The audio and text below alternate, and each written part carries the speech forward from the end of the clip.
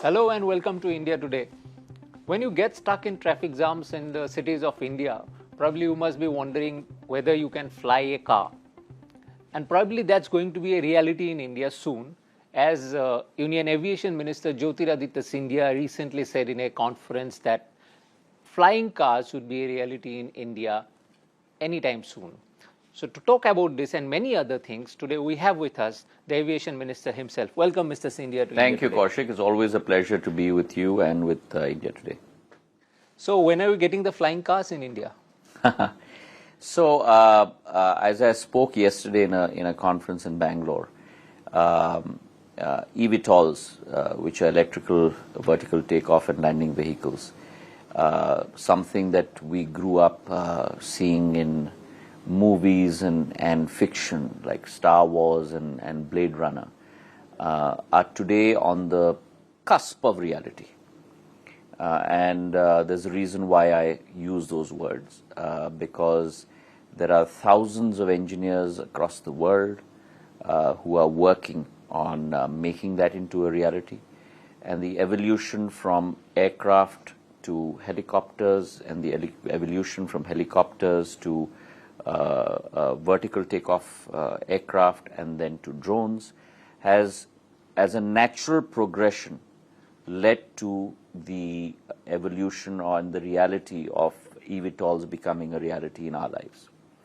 So advanced air mobility is today an idea whose time has come. But having said that, I think there is still a lot of work to be done on an international basis. Regulation today is being harnessed across the globe, and the international bodies are working together to put together the regulatory process. Along with that, many prototypes have come to the fore. Those prototypes are today being tested both by the US authority, which is the FAA, as well as the European authority, which is EASA. So that's the second step, which is to validate the safety and the quality of this as a transport vehicle, both for passengers as well as for cargo. The third is this would certainly require a tremendous amount of infrastructure on the ground, which you and I are used to in terms of seeing either runways or helipads. But with advanced air mobility and eVTOLs, you will require vertiports, where these eVTOLs can land and take off in a very facile and easy manner. The fourth important point that needs to be made here as well is that we need to be able to have the charging facilities for these transport carriers. Because as you're well aware, we're moving away from fuel-based carbon emission transport systems to electric, and eVTOLs are naturally going to be all electric, and therefore you'll have to have the whole infrastructure of charging systems being made. So I would say that we are probably internationally, as we as humans are pretty much on the runway as far as this is concerned. But these four steps need to be put in place, because any new paradigm shift that comes in, the first most important character has to be safety and security. Modi government is known for setting deadlines. So have you set any deadline for this also, the flying cars in India, to ensure all the processes are in place? Well, as I said to you, internationally first, I think the regulation has to come in place. There have to be models and prototypes that are approved, and then the rollout of that will certainly come. But if you ask me in terms of a timeline for this, I would say internationally we are looking at the next 18 months or so, 12 to 18 months. And I don't see why in the next 18 to 24 months, if that's the kind of timeline that we're looking at internationally, 18 to 24 months should also be the timeline for India. We've got a number of players that are interested in India. There have been some MOUs that were exchanged yesterday itself on the stage. There are companies that have already been in touch with each other, Skyblade with Eve, which is a subsidiary of Embraer, that are working on prototypes as well. So I think the process is on, but industry and government will have to work together to make it a reality. And I think both are working in right earnest. Now, we may have to wait for flying cars, but you also said about the scarcity of aircrafts in India in terms of if you compare it with the traffic volume. So we have recently seen some big deals happening, 400 aircrafts being bought by Tatas. How do you see this supply and demand gap bridging? So it's a very strange situation, if you will. 2 years ago, we had 700 aircraft on the ground in India and internationally, thousands of aircrafts on the ground, and not a single passenger. And today, globally, you have soaring demand for aviation, and obviously the 2 or 3 large manufacturers of aircraft, whether they are Airbus or Boeing or Embraer, because of COVID and the cutback that obviously a lot of these companies had put in place in terms of the production cycle, and many supply chain issues, are not being able to supply planes with that rapidity. In India too, I think the very fact that if you look at our numbers, pre-COVID we were at a high of 420,000 passengers in a day, sometime in October 2019. And surprisingly, somewhat off-season, post-January, we have crested a new high in 75 years of India's independent history at 455,000 passengers in a day. The important thing also to note is that this is not a blip.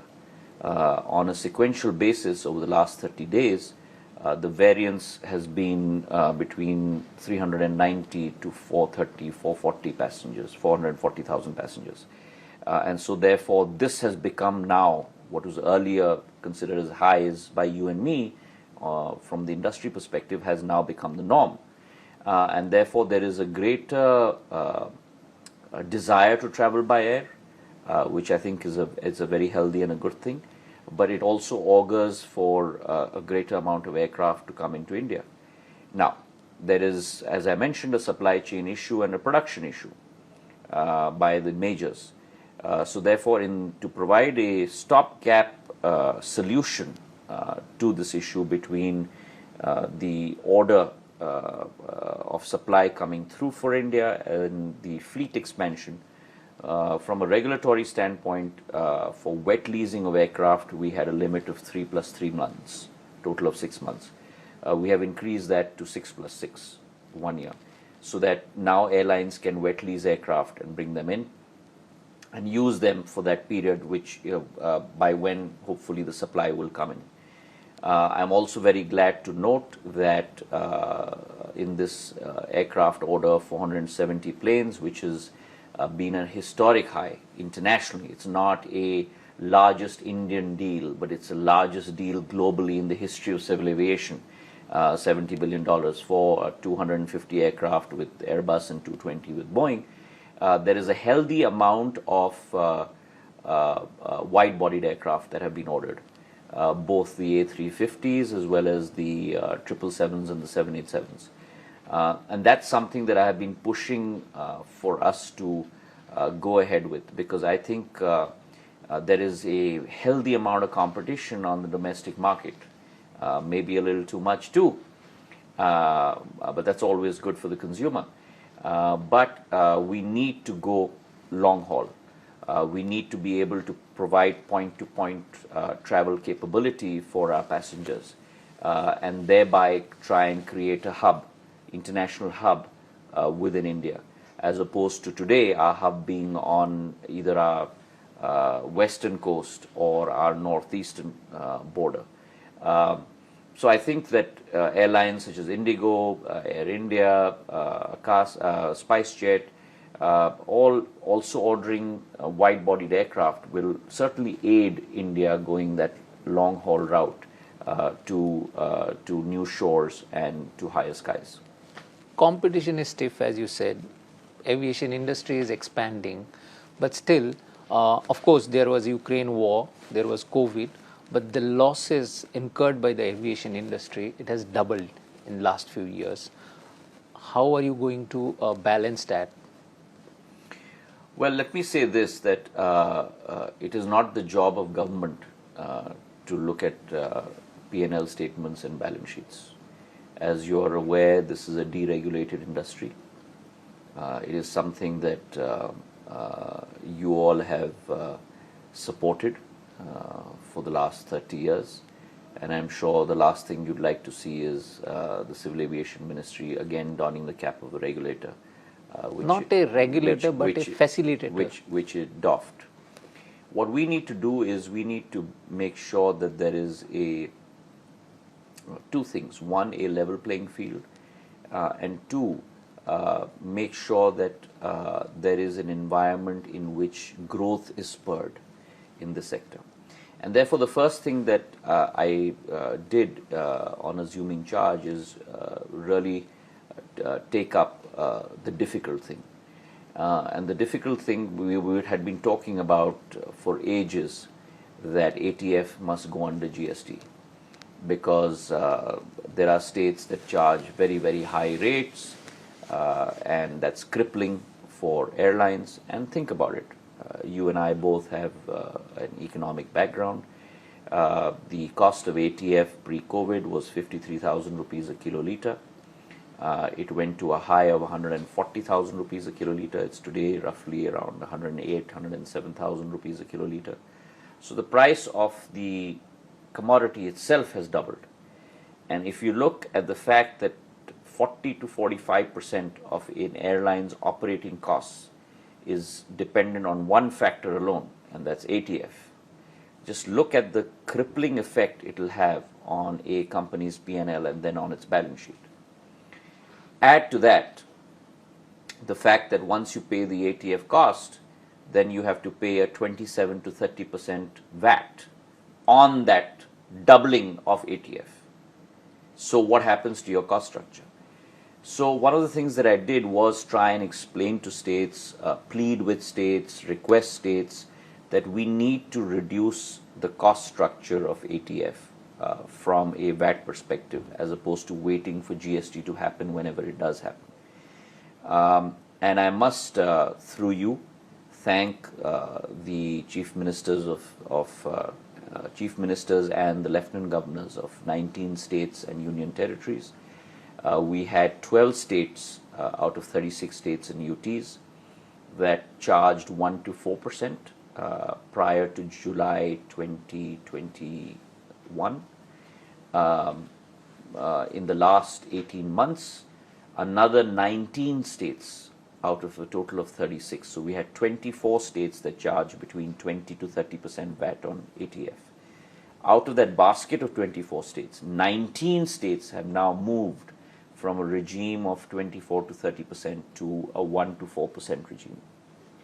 And therefore today we have close to 19 plus 12, 31 states in the 1 to 4% regime, and only 5 states that are still outliers in that 25 to 30% regime. So through you, I'd like to thank the chief ministers and the LGs of those states that have moved to that 1 to 4% regime, and through you also urge the balance 5 states to certainly come and which are those balance 5 states? And follow the example of that others have set. Which are those what this 5 does states? to aviation in those states, and I'll come to that point in a second, is that two things happen. A, the urge to connect to those states becomes much larger from airline companies. B, the Laffer curve economic theory comes into place, where when you have very high tax rates, you will get less revenues. But when you lower tax rate, you get greater revenues.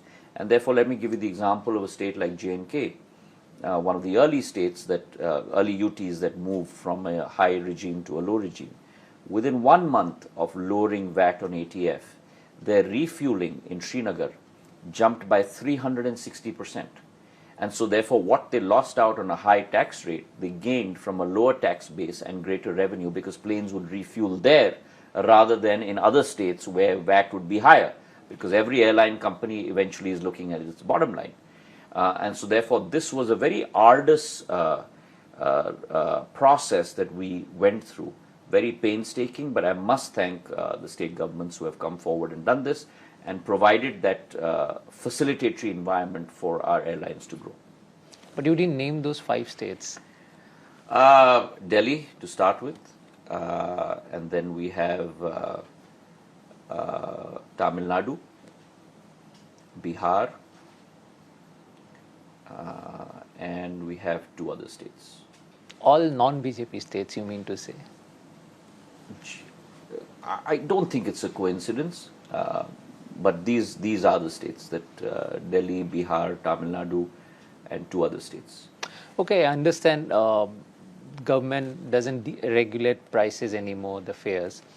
But still consumers are saying, consumers would not understand these nuances related to ATF and all that. But there is the common perception that, it's not perception, it's a reality that airfares are going upwards. And that's the common grudge of many travelers. Is the government doing anything to, not to regulate, but to balance out this high prices so that it becomes more affordable for many, because already the aviation industry is growing, but that comfort of price, a reasonable pricing is not there. If you look at the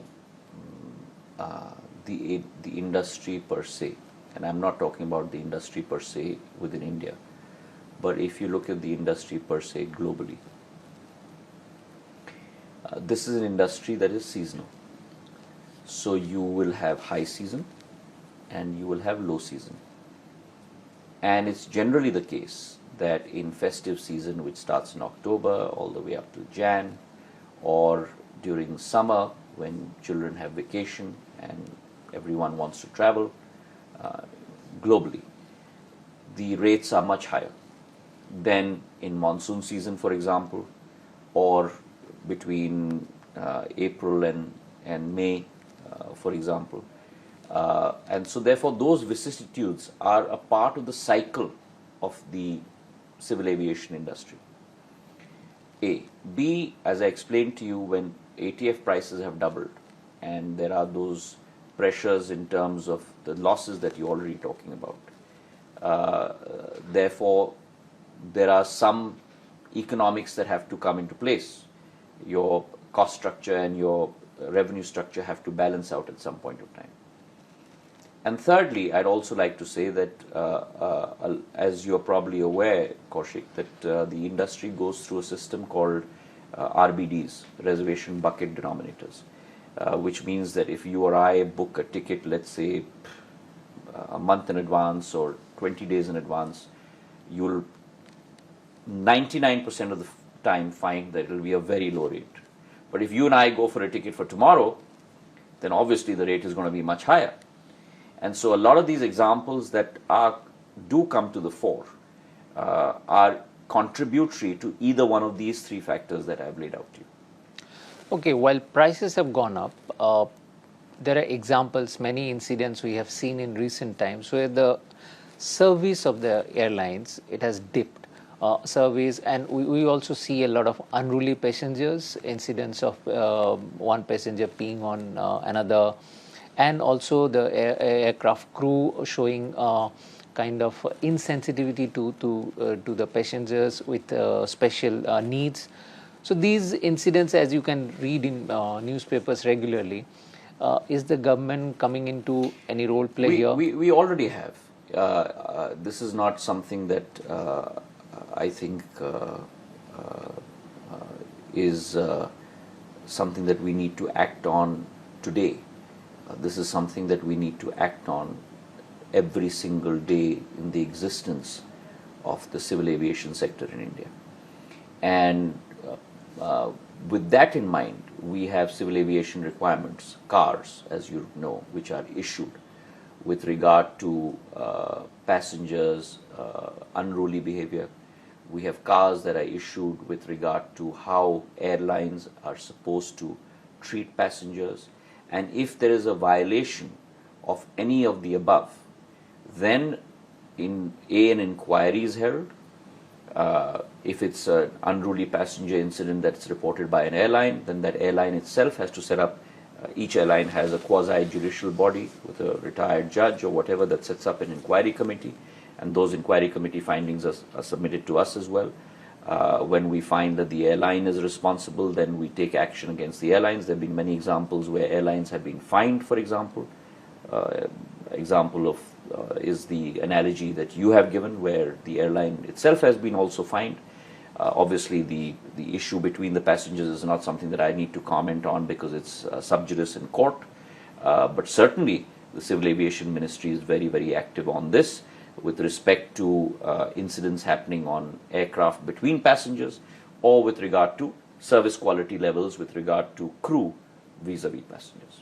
But why are these incidents happening? Do you see any pattern that these are growing in numbers, or it used to happen but now they get reported more?